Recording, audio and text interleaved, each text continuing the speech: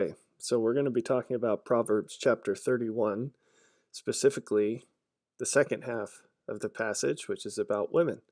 So sometimes you hear this conversation about Proverbs 31 women, and that's what we're going to be talking about today. Now, it's interesting that the first part of these verses talk about drinking and how it's not for kings, but it's great for those who are in misery. I'm not advocating that, but it's comical that that comes before the section on women. And if you need a preview of how this video is going to go, you just got one. And this video is not an intentional uh, attempt to lose whatever viewers I have that are women, although there are few. From looking at my subscriber list, I find that women tend to get very offended at the things that I teach, and that's unfortunate but not surprising given female nature. And let's just jump right in. Now, I will preface this. Today's Mother's Day, and when you see April Fool's Day on social media, all these messages come up about people saying, oh, don't joke about having kids because there are a lot of people who can't have kids, yada yada. And on Mother's Day, you see all these posts saying, oh, mothers, don't be so hard on yourself. Let's pat each other on the back. Everything's great. Well, in life, this is advice for everyone.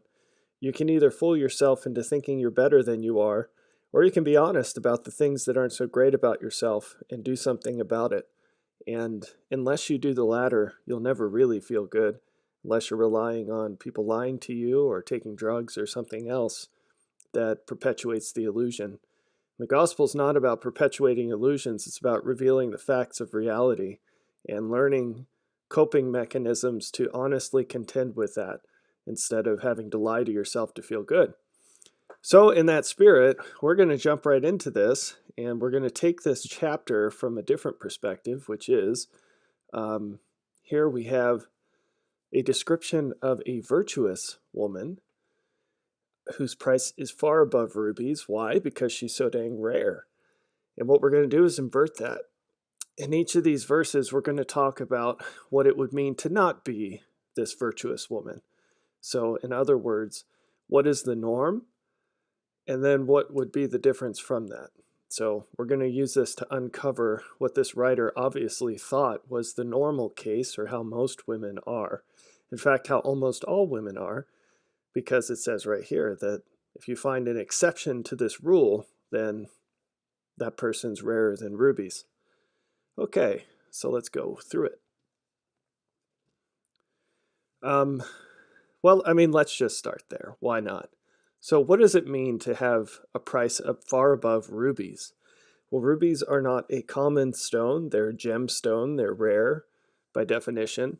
And you can have small rubies of poor quality all the way up to large rubies of high quality. And obviously they get more rare as you crank up the quality and the size. Likewise, in contrast to that, women are not rare. About 50% of the population, slightly more in fact, are female. It's not hard to, if you're a man, to find a wife. Now, to find a quality wife is a different story. So my point with this is virtuous, the qualifier virtuous on woman, is saying that we're talking about something different than the standard, what the world has to offer in a woman. Okay. So being female in and of itself is not praiseworthy. Neither is being male. There's nothing about us by virtue of our birth that is desirable or admirable. So let's read about these qualities of character that make us so, and particularly the female us's. Okay, the heart of her husband doth safely trust in her, so that he shall have no need of spoil. So this is the exception. So what's the rule? The rule with women is that they are not trustworthy. Why? Well, there are a lot of reasons, and we'll get to some of them in this passage. But the baseline assumption with a woman is that she is not worthy of trust. she will violate that trust. Verse 12, she will do him good and not evil all the days of her life. Okay, so this is the exception. What's the rule? She will do him evil all the days of her life. Verse 13, she seeketh wool and flax and worketh willingly with her hands. What's the rule if this is the exception? She's lazy. She does not work willingly with her hands. She has to be chided or persuaded to do what she should be doing on her own anyway. And there's another sense here, which we'll hit again later. Why do you seek wool and flax? And what are you doing when you're working? Well, those are things that were used anciently for clothing. So not only is she making clothing, which was traditionally a female job, but she's also seeking the material to do so. So this is not the case where the husband's having to tell her what her job in life is and chide her to try to get her to do it. This is where she is thinking independently about what she needs to do, what she can do to help the household, and then she's going and doing it. And by household, I mean team. I'm not saying that she has to be working at home, although that is the ideal situation. She's like merchants' ships. She bringeth her food from afar. So again, she's not just reacting to her environment. She's proactively going and getting food, bringing it into the home. She's not just dealing with whatever the heck she happens to have on hand. She's actively owning her situation. And that's the exception, not the rule. 15, she riseth also while it is yet night, and giveth meat to her household, and a portion to her maidens. So there are several dimensions to this verse. She riseth also while it is yet night. She doesn't sleep all the time, right? She gets up and she has drive. She gets to work. She giveth meat to her household and a portion to her maidens. So she's waking up early and feeding everybody. And who is she feeding? Well, there's two chunks described here, two groups. The first is her household, and the second is her maidens. And again, anciently, those who were at least a little well-to-do had assistants, and then they also had people that, family members. So she fed both of them. And this is important because she had an organization, right? She had a group of people she was supervising, and then a group of people she was serving. And she took care of both of them. That's important.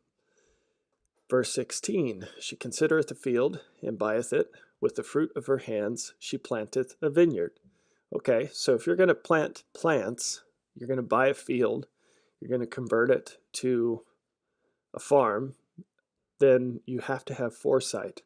You have to have a little bit of drive, and you have to be able to put all this together with hard work. You're not just living for today. You're not just living in the present. You can actually look ahead and imagine what the future will be like and prepare for that and make it so that because of you, the world's a better place and the situation of your family, your household is better than it would be without you. Again, you're not just reacting to whatever your environment is. You're proactive. 17, she girdeth her loins with strength and strengtheneth her arms. She's not just passive, right? So the rule is you just kind of live in whatever you're given. The exception would be you do something about it. And this is a physical thing. She girdeth her loins with strength and strengtheneth her arms. So she's growing. She's challenging herself.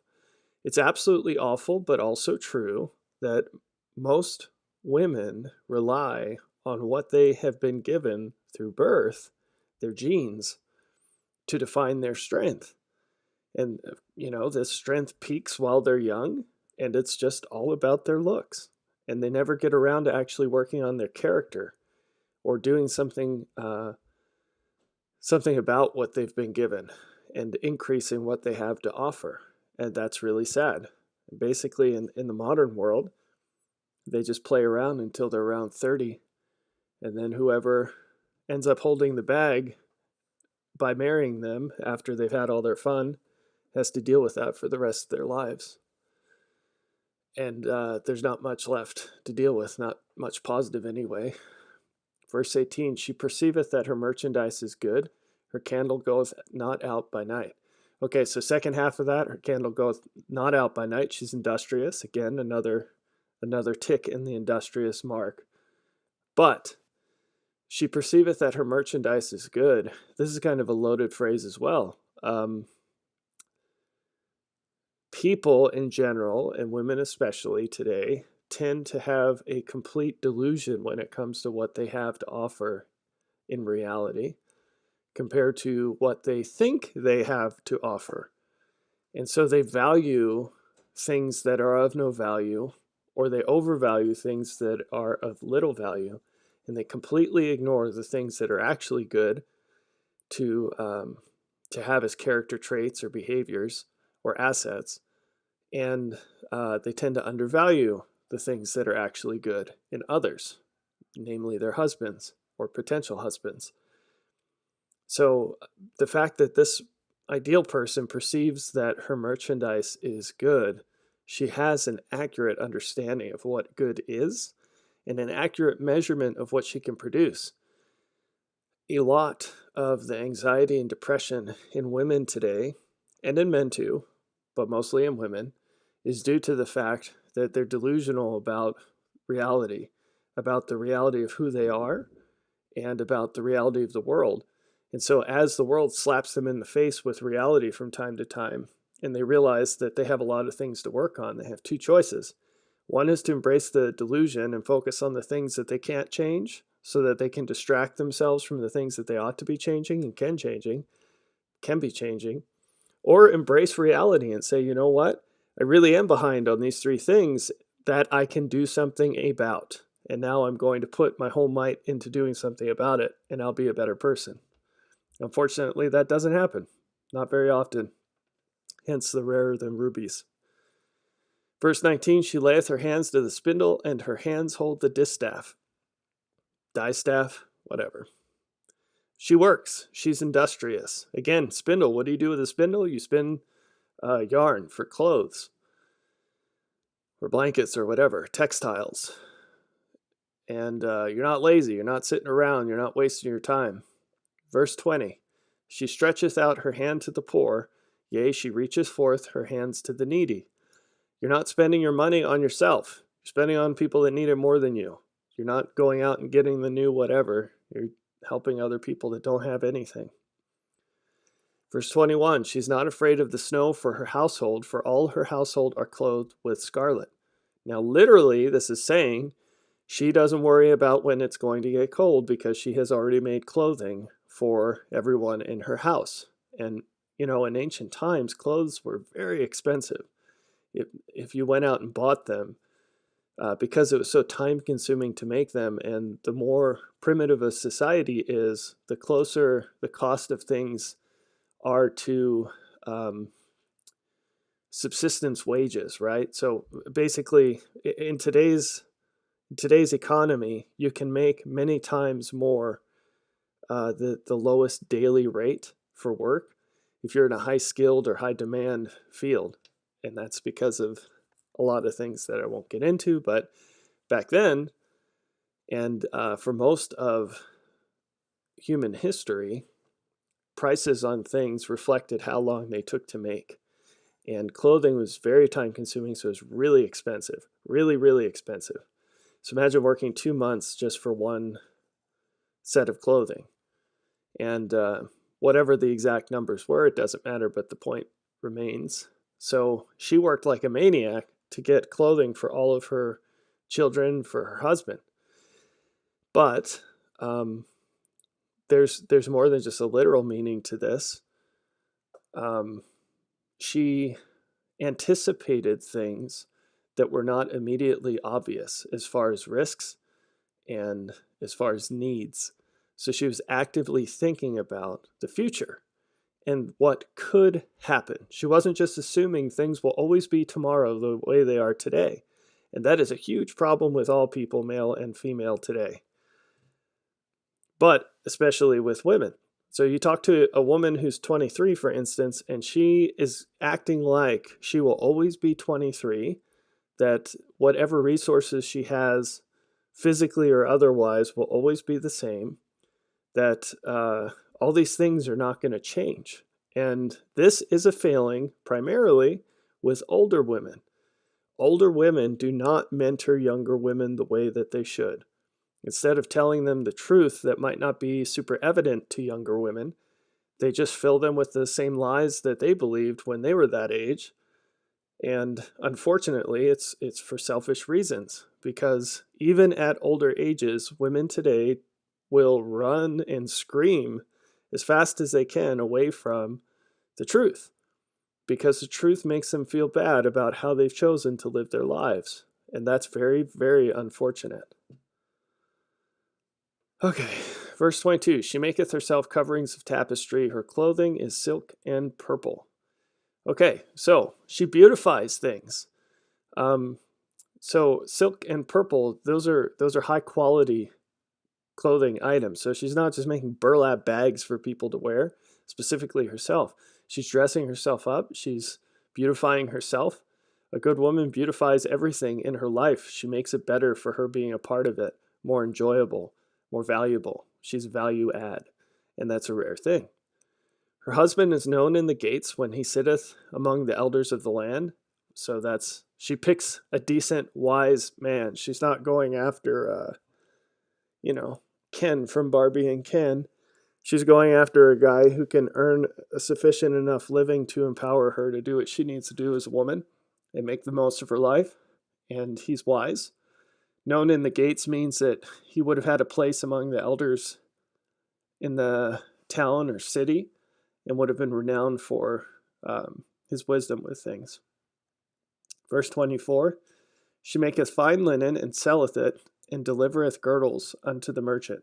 So not only is she meeting the needs of her household, but she's actually making it surplus, and she's able to bring money into the home because she's so effective at what she does in the home.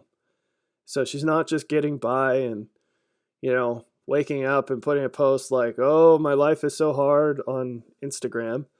Instead, she's effective at what she does to the point where she can actually do everything that she needs to do and then some. And she's able to sell and then some, because she's able to meet the needs of people outside of her home as well. Verse 25, strength and honor are her clothing, and she shall rejoice in time to come. Okay, so what's the opposite of that? Because if this is the exception, what's the rule? So weakness, what's the opposite of honor? Dishonesty, maybe? There's probably a closer antonym. Dishonor, I guess, is the most obvious. But what would cause dishonor? Well, embarrassment, failure to do what she is expected to do, and unacceptable behavior as far as social norms go, in terms of maybe cheating on her husband or being unfaithful in non-obvious to the outsider kind of ways. Verse 26, she openeth her mouth with wisdom, and in her tongue is the law of kindness. So she's not just babbling about any little thing that doesn't matter. When she speaks, she has wisdom. She has something thoughtful to say. And in her tongue is the law of kindness. So she's not jealous or mean or envious or selfish. She's kind. 27, she looketh well to the ways of her household, and eateth not the bread of idleness. So she's actually paying attention to what needs to be done and what people need in the house. She's not just off in her own little selfish world, and she's not sitting around all the time. The bread of idleness, right? 28, her children arise up and call her blessed, for her husband also, and he praiseth her. So obviously, if this woman is like this, then there's a lot to be proud of and a lot to be grateful for. Verse 29, many daughters have done virtually, but thou excellest them all, because again, these are rare things. 30, favor is deceitful, and beauty is vain, but a woman that feareth the Lord, she shall be praised. There you go. So it's not about people pleasing, which is a huge thing today, and it's not a good idea. So interact with reality, not with people's perception of you, which might be completely false. And beauty is vain. What does vain mean? It means fleeting. It means non-effectual. So beauty is great for the blink of an eye that it lasts for. But if you're a woman, you ought to be working on developing your character and developing attributes that aren't physical. Um, it's like the tail of a tadpole, right? A woman's beauty is like the tail of a tadpole. It's meant to last long enough so that they can develop something else that's of worth. And it's great to attract a man, a high quality man, but it's not going to last forever. And hopefully you're doing something to replace it with something that's lasting, your character. So fearing the Lord is obviously the most important thing. Verse 31, give her of the fruit of her hands and let her own works praise her in the gates. This is a great closing verse because give her of the fruit of what? Her husband's hands? No, her hands. Give her of the fruit of her hands, because if a woman is virtuous, she will be doing enough good in the world that the law of justice will provide her amply just from what she does. And that doesn't mean that her husband's not providing her resources or her children aren't giving her whatever, but what it means is that she's not a net cost. She's a net asset, and that's a rare thing in the world today. And let her own works praise her in the gates, or in other words, her renown will come from the things that are clearly of her own doing. So some tough truths here, but this is valuable stuff.